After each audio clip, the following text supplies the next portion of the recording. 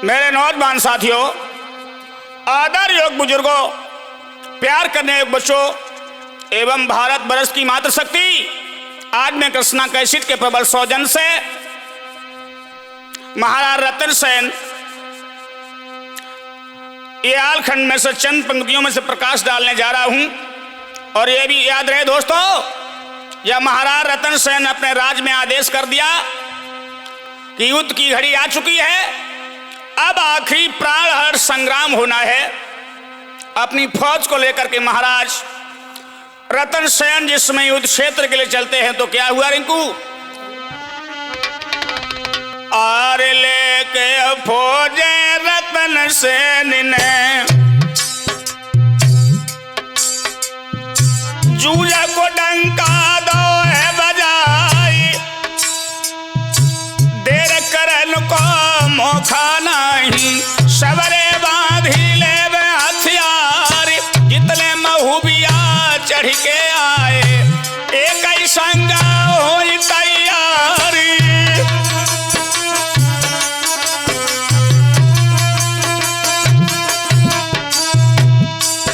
अरे हाथी चढ़ैया हाथी ने चढ़ गए,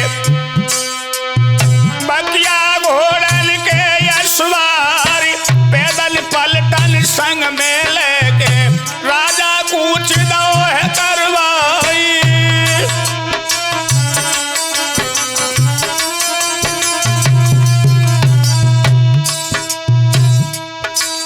और समर भूमि के मैदानन में अपना जेता खम्बदारी, कागज कलम हाथ ले राजा, पाती लिखने लगो है हर साई, जितने आए हैं महुबे से एक ही संग गए तलवार, बिना घाव को एक बच जाए तो हुई लागे पिता हमारी।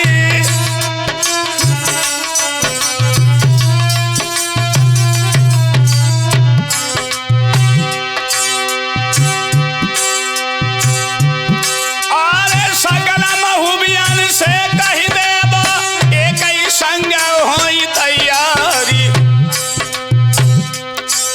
और ले पाती हर कारा चली दो दई मल खान सिंह को जाई।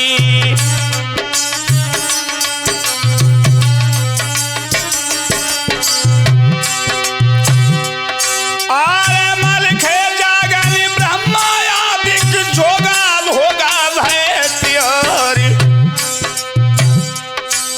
और सुखा मकर हंसा साजो जोधा काबुल को है सरदारी।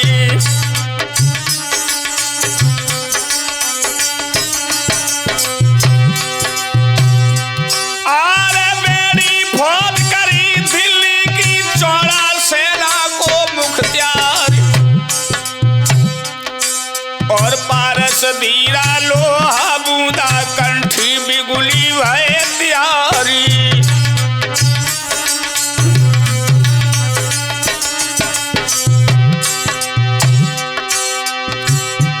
आरे सरदार मर्दन गोपीला हर धादु आदिक से सरदार,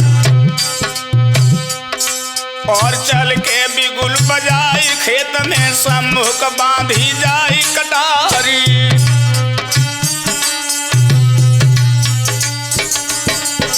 दोस्तों, जब सभी बाबर से युद्ध करने के लिए वार्षिकगढ़ की ओर चले, और उधर आए पृथ्वीराज अरवाला हर देखन युद्ध चले घमसान, और चंद्र कवि संग माहिल मामा कर में पकड़े लाल कमान।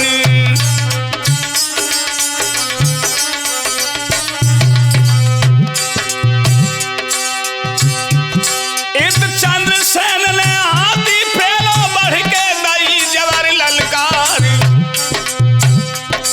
और कौन सूरमा पैदा हुई गो जाने दाबी सीम हमारी।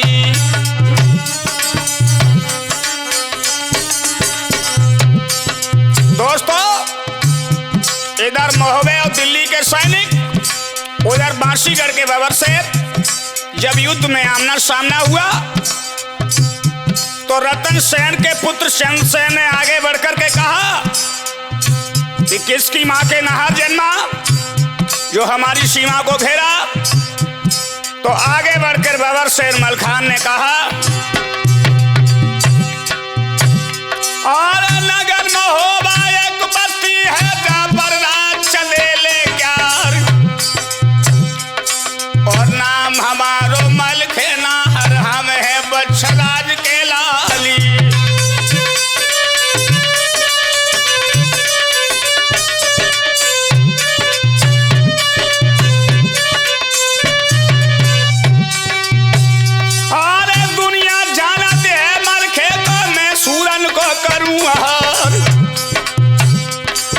रोम रोम चाय गांसी लागे बाजे हाड़ हाड़ तलवारी।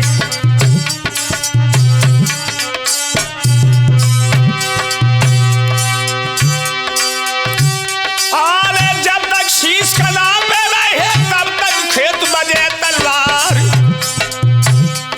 और नाम लेत कन्नर मलखे को राजा यगिनवान हुई जाई।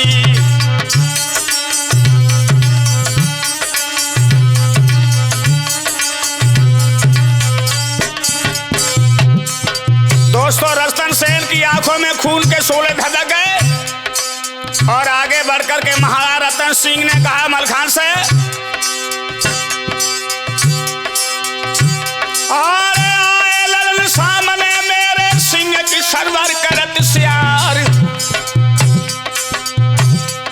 और डर को भाज जाऊं सम्मुख से क्या है मौत कमीनन क्यारी।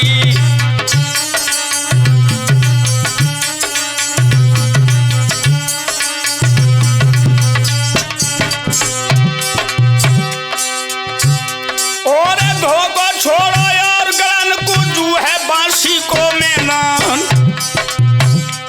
हम खेद खेद दिल्ली लो मारे जीवित एकन देवे जानी।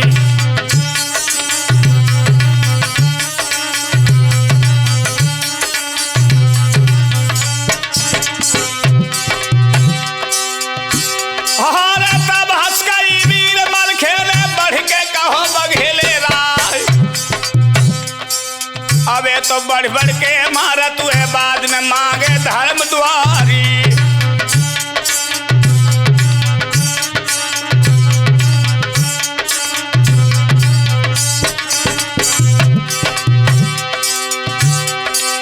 इतनी कही के राजकुमारी अपने बोल दई ललकार, और आग लगाई देव तोपन में रूप को जारी उड़ावो छार, और हुक्म पाई के दौड़े नायक लायक कर कर सूर जुझारी, और जोन काम जाके जुम्मे तो सोई ताने लयो समारी, और तो बे चली पैंजनी हारी दोनों और भई भरमारी, और सूर सामने जूझत हाथी वर्षा अग्नि हो तुभेराई।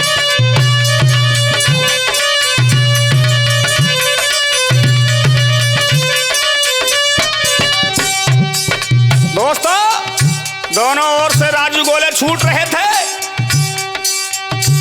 अरे जब गोला तोपन से छूटे धरती मांगे धर्म द्वार, और ताके बाद मार गोली की कहूं कहूं तीरन की बौछारी, और जूझे सुगरबाज गजरन में ना कोई मारे परे सुमारी, और सम्मुख लड़त समर खेतर में डोलत गहे जात तलवारी, और दोहू दल को अब संगम है सुरमा वर्षी हुलकी सानी।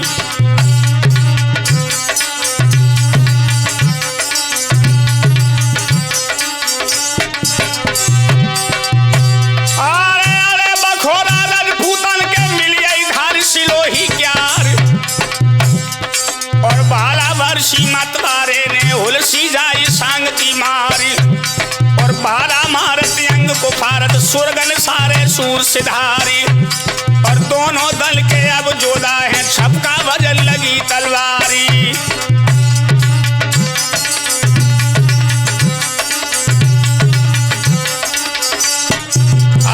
दोस्तों युद्ध का नजारा कैसा था?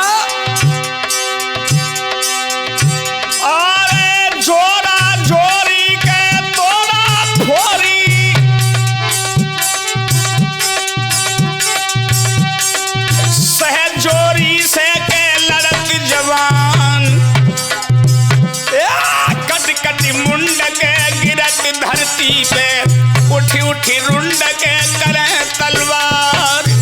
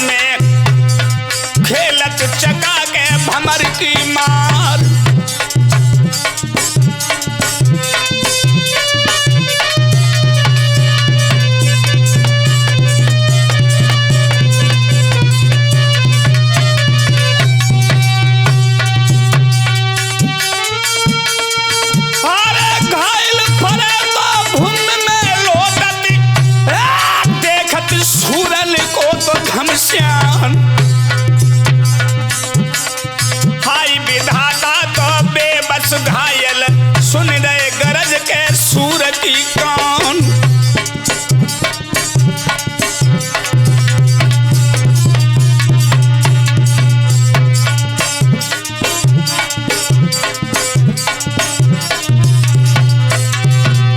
आरे दशा भयानक है समरा भूमि की, अपनों अपनों के करत बचाव। आखी मीच के लड़त खेतन में, कर करी सूर के अपनो दाव।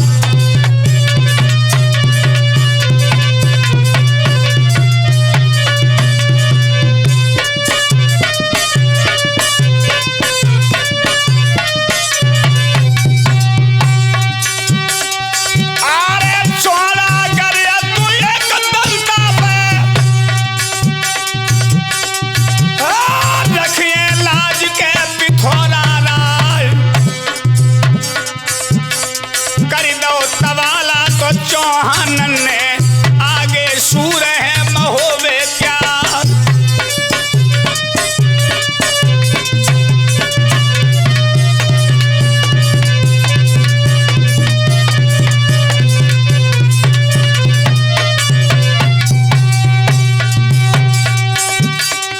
अरे भूरा मुगल रे भुगलता पारथी, लोहा बगुली से तो सरदार।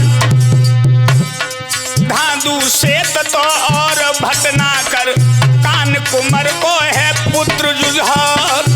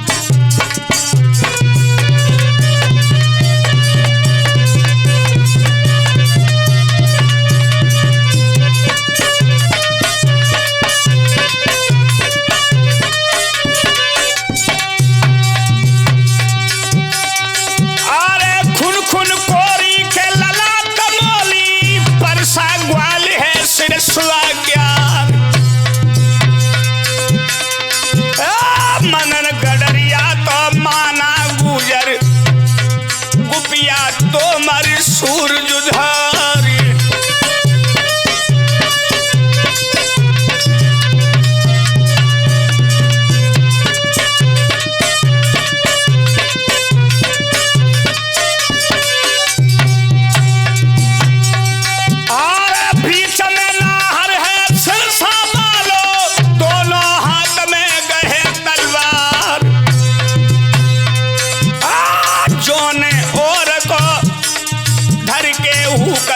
सो दल काई सो यार फट जाए।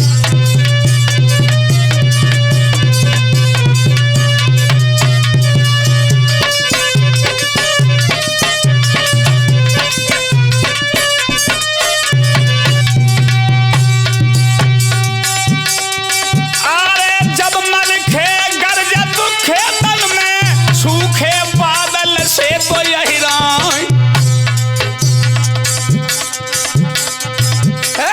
बांसी गढ़ के तो मैदानन में अम्बा झोर के बजत तलवार।